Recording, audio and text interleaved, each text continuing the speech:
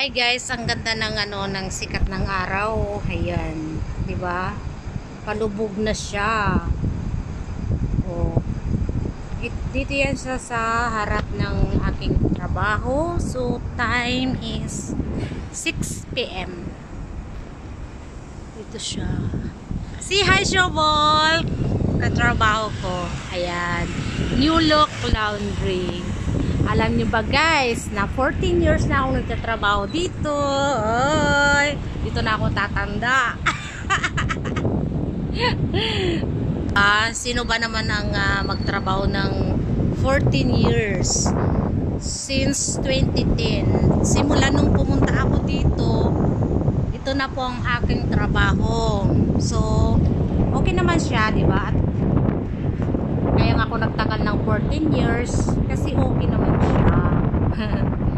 So, dito yan siya sa Batin Tower, Abu Dhabi, by Nuna Street. So, guys, maganda yung namin, yung shop namin. Oh, ang gwapo pa ng staff namin. Oh, Bengali, Bangladesh. Yan. So, pasok tayo guys. Tour ko kayo sa aming shop.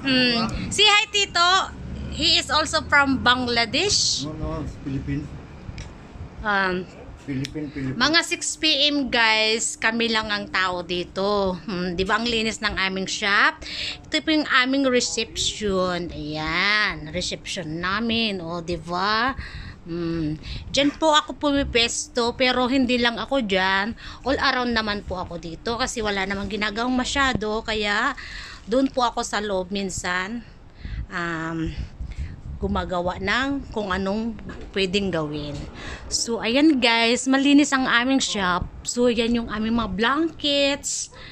Ito naman po yung mga delivery area, o di ba? Ito naman po guys ang aming contract hotel yan guys, hotel. Kaya may mga bed sheets. Yan. So pasok po tayo sa loob, i-tour namin ang aming machine. Yung machine namin guys, nasa 45 kilo dyan. Kasya po dyan ang 3 tao. Ayan. At ayun po ang aming dry clean para sa mga sensitive na mga damit. Diba? At dito na sa aming cabinet, ayan, nakikita nyo ba yung mga yan? Diyan namin nilalagay yung mga fold, like underwear, socks, ganon, short. Itong place naman na ito, dito namin pinaplansya yung mga kandora. So yung mga hindi nakakaalam ng kandora, ito po siya. Yung mga lokal na gumagamit ng damit na puti na mahaba. Pinaka-dress yan po nila. Yan. Oh, so, pasok po tayo sa loob. Ito yung another contract namin. O, diba, ang laki ng company namin. Yan, another contract namin. Mga coverall, yung po yung mga nagtatrabaho sa mga construction. Ganon po. Then, ayan po ang aming dryer. O, di ba? Ang ganda ng dryer namin. 25 kg po dyan ang pwedeng ilagay.